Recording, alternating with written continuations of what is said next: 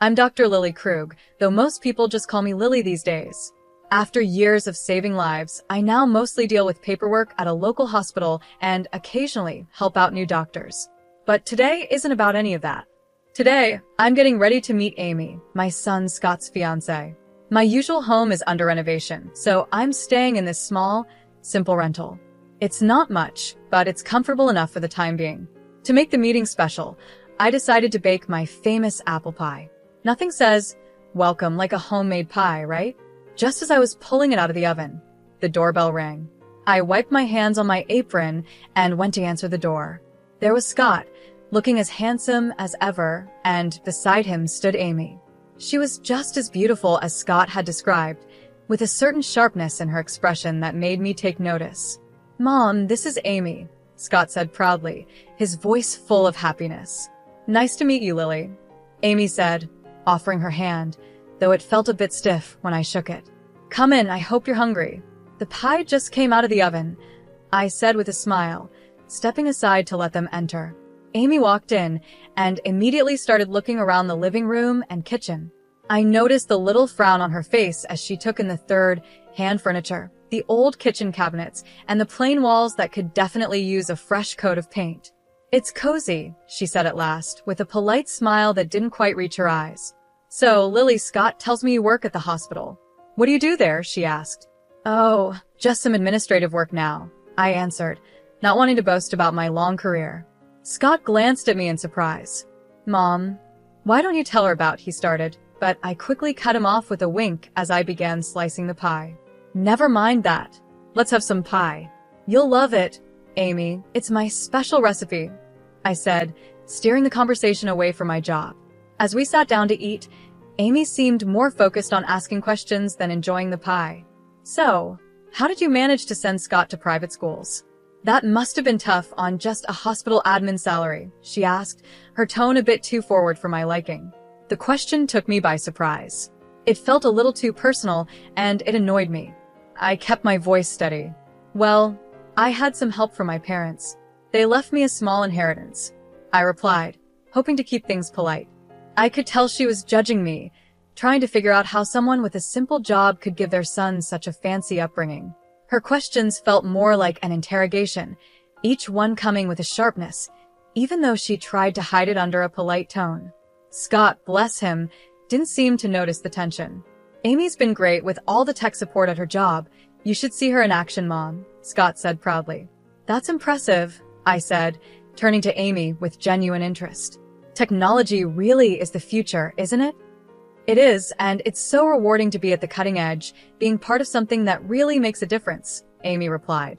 There was a mix of pride in her voice, along with something else I couldn't quite figure out.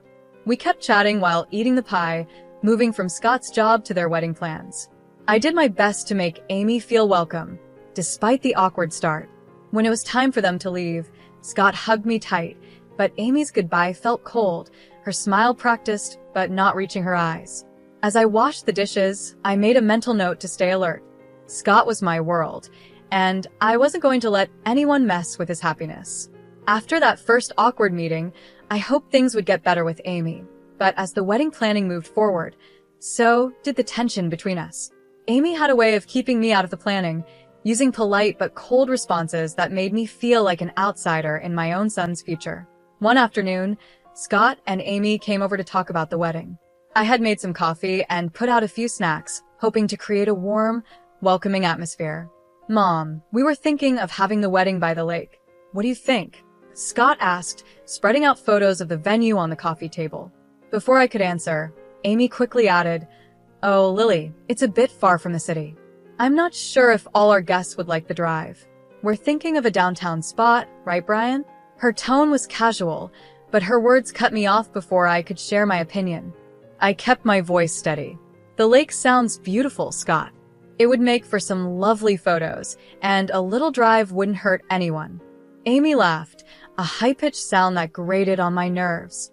"Oh, but you know how bad traffic can be. We wouldn't want our guests stuck on the road all day."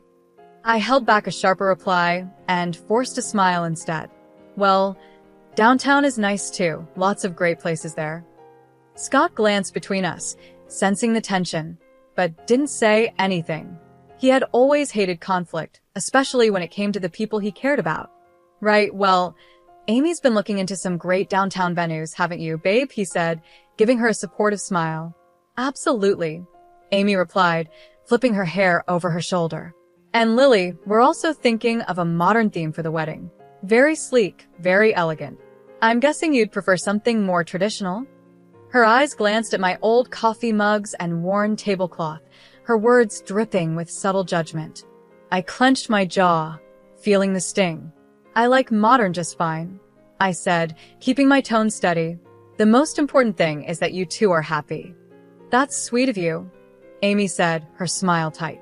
We're just aiming for something more current. It's all about the image, after all. As they continued discussing wedding details, I nodded along, but my thoughts were elsewhere. Every word Amy said seemed to be pushing me further out, making it clear how little she valued my input or presence. After they left, the silence in my apartment felt heavier than usual.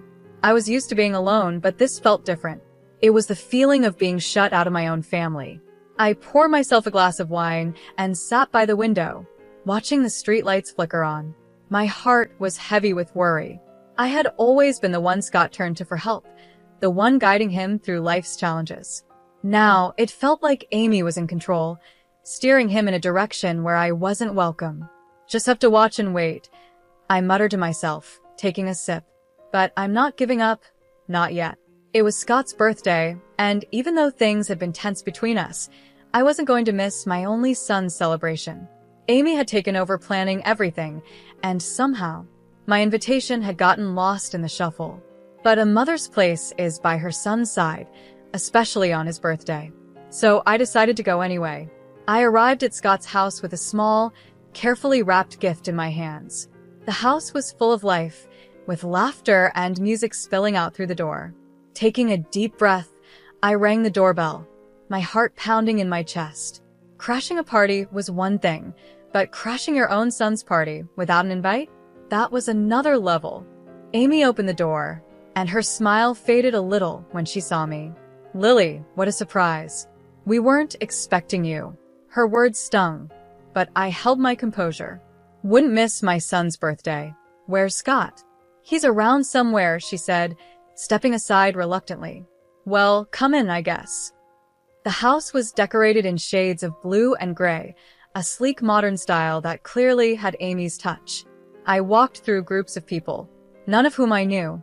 They were all Amy's friends, young and trendy, laughing and clinking their glasses together. Finally, I spotted Scott, chatting with some people who looked like his coworkers. Scott, I called, my voice trembling slightly. He turned, and his face lit up when he saw me. Mom. You made it. He excused himself and came over, giving me a big hug. I wouldn't miss it for the world, I said, handing him the gift. Happy birthday, honey. Thanks, Mom. I'm so glad you're here. He looked genuinely happy, but there was a bit of confusion in his eyes, like he was wondering why I'd say that. Just then, Amy appeared beside us, her smile tight. Scott, your friends were asking about you, she said, then turned to me. Can I get you a drink, Lily? No thanks, I'm fine, I replied, feeling out of place as she maintained her polite but distant attitude. As the evening went on, I tried to mingle, but Amy's friends were a close-knit group. Every conversation felt strained, and Amy often stepped in to either pull Scott away or take over the conversation with stories of her job and their future plans. At one point, I overheard Amy talking to a friend. Her voice was just loud enough for me to catch. Yeah, it's a bit awkward that she showed up. I didn't think she'd come, considering the vibe. Her words felt like a slap. I wasn't just uninvited, I was unwanted. My presence was making her uncomfortable, maybe even embarrassing her in front of her friends. The realization hit hard, and I found myself retreating to a quiet corner, holding a drink I didn't even remember accepting. A little while later, Scott found me alone, his brow furrowed. Mom, are you okay? You seem a bit off. I forced a smile, not wanting to spoil his day with my feelings. Just a bit tired, that's all. It's been a long day.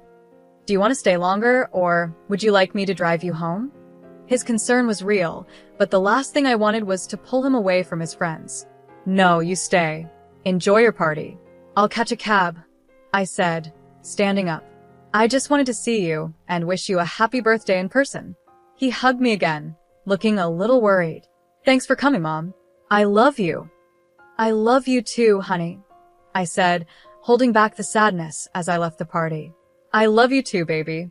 Always. With that, I slipped out the door, the sound of laughter echoing behind me as it closed.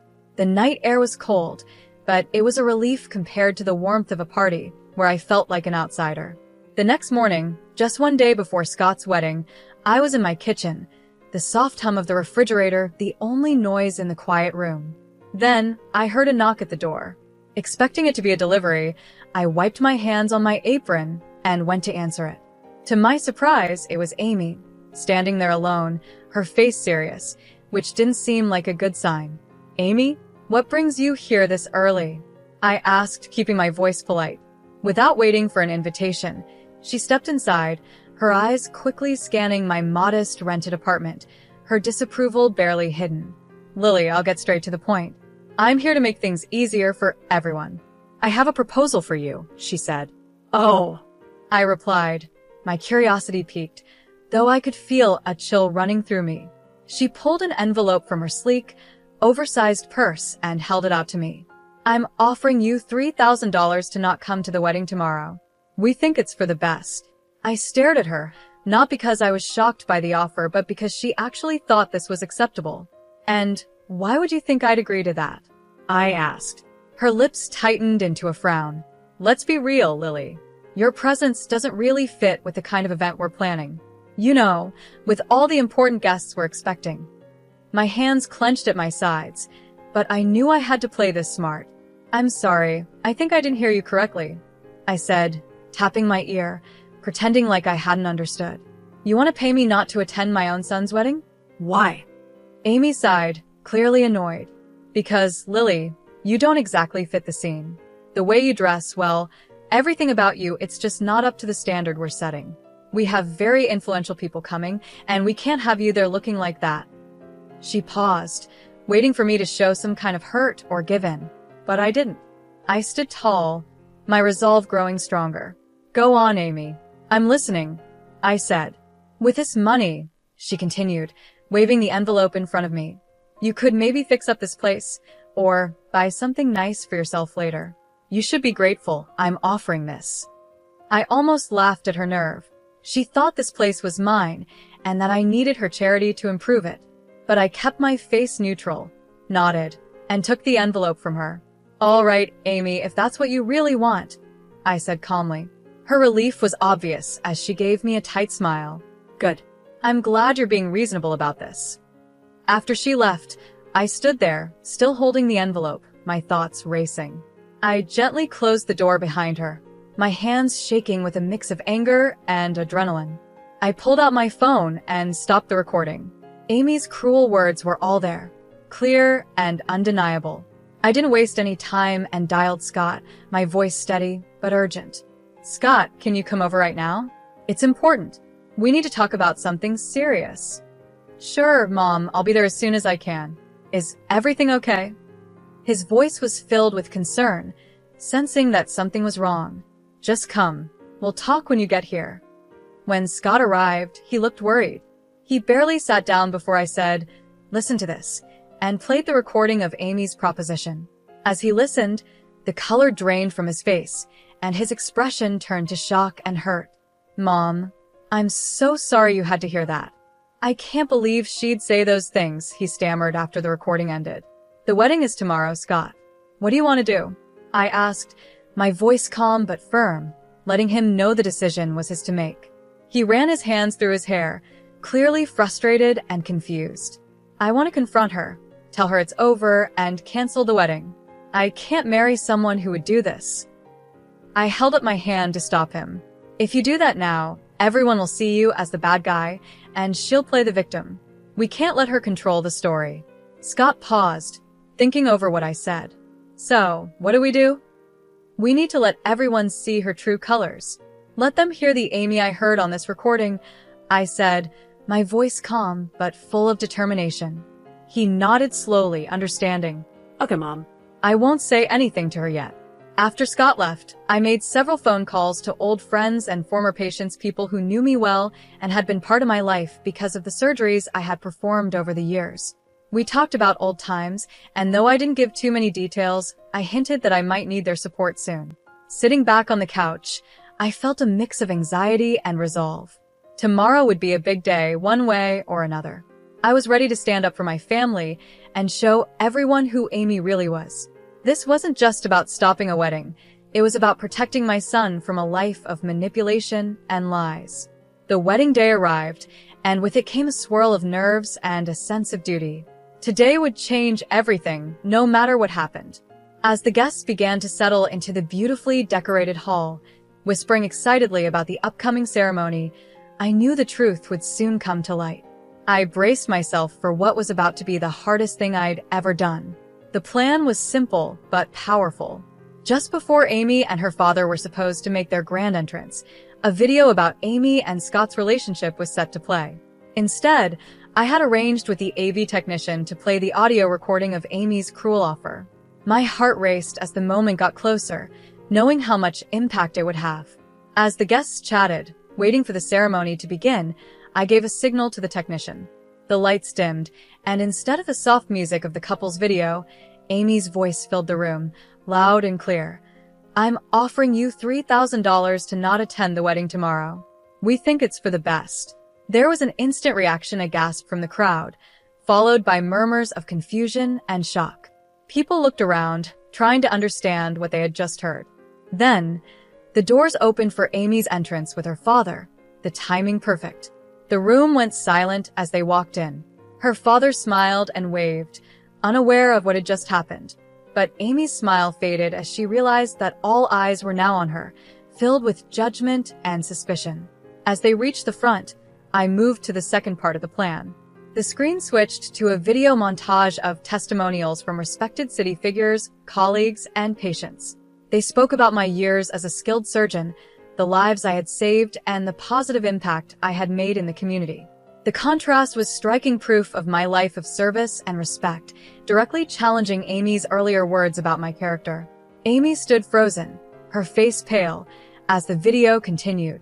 The guests, now clearly against her, whispered among themselves, their looks ranging from pity to disdain. Amy's mother, sitting in the front row, had tears running down her face, her hands covering her mouth in shock. Amy's composure crumbled, her earlier confidence shattered. She had been exposed in front of the very people she had wanted to impress. As the video ended, the room fell into a heavy silence. The weight of what had just happened hung in the air, thick with broken expectations and hard truths. My son Scott took a deep breath and stepped up to the microphone, his face serious. Every eye in the room was on him, filled with curiosity and concern, waiting for what he would say next. I'm very sorry, Scott began, his voice echoing through the silent hall. But I didn't see the selfishness and arrogance of my bride sooner. He paused, looking out at the crowd with regret. I'm canceling the wedding, and I apologize to all of you for the inconvenience. Then he turned to me, his expression softening. Mom, I'm sorry. Thank you for everything you've done for me. Without you, I might have made the biggest mistake of my life. His voice cracked a little, and my heart filled with both pride and sadness for what he was going through. A soft murmur of support rose from the crowd, and some guests stood up, applauding his courage. A tear slipped down my cheek as I watched my son, standing strong and showing the values I had always hoped to instill in him: integrity and strength. At that moment, Amy, who had been standing off to the side, broke down in tears. I didn't know about your mother's background, she sobbed, her voice desperate. This changes everything. Please, Scott, can we just talk about this? But Scott shook his head, his decision firm. There's nothing left to talk about, Amy. It's over. Even her parents looked at her with shock and disappointment, clearly stunned by her actions. They, too, seemed caught in the uncomfortable position of seeing their daughter's mistakes laid bare in front of everyone. Frustrated and embarrassed, Amy's emotions boiled over. This is all your fault, she yelled at me, pointing a trembling finger in my direction. Her voice was raw with anger. You've ruined everything. With those final words, she ran out of the hall, her sobs echoing behind her as the door slammed shut. The room was left in silence, everyone processing the unexpected drama. I moved to Scott's side, putting my arm around him. "You did the right thing," I whispered, feeling the weight of the day pressing down on both of us. He nodded, wrapping his arm around my shoulders. "Thanks, Mom. I couldn't have gotten through this without you." As the guests slowly began to leave, many offered quiet words of support or simply gave us a reassuring squeeze on the shoulder. I felt a mix of relief and deep sadness. The day didn't go how any of us expected, but truth and honesty won in the end. Scott was hurt, but he was free from a future that could have been much worse. After everything settled down, I finished the renovation of my house. It's beautiful now, a place full of peace and light, just like this new chapter of my life. 3 years have passed since that day. Amy, Scott's ex-fiancée, tried reaching out to me a few times, asking for forgiveness, but after everything, I just couldn't. I told her no each time. The last I heard, she lost her job. Her boss had been at the wedding and saw it all. She moved out of the city, and I don't know where she is now. In the meantime, life moved on in the best way possible. I retired from my hospital job, finally giving myself the break I deserved after so many years of work. Not long after, Scott met Janet. She's a wonderful person, kind and beautiful inside and out. They got married last spring, and it was the kind of wedding we had always dreamed of, full of love, laughter, and real happiness. Janet respects me deeply, and we've built a strong bond.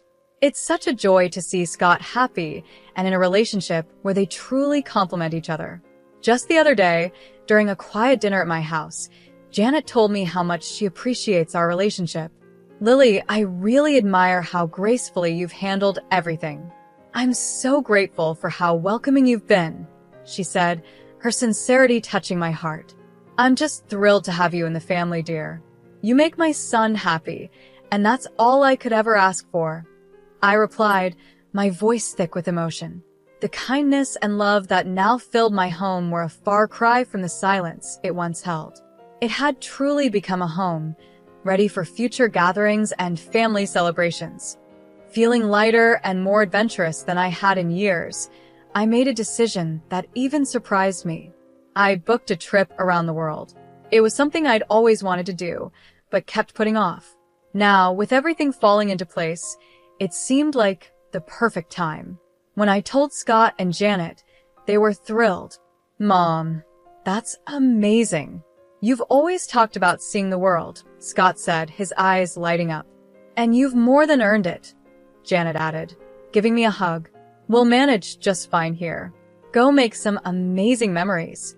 So here I am, finalizing itineraries and packing my bags, ready to explore the places I've only read about or seen in pictures.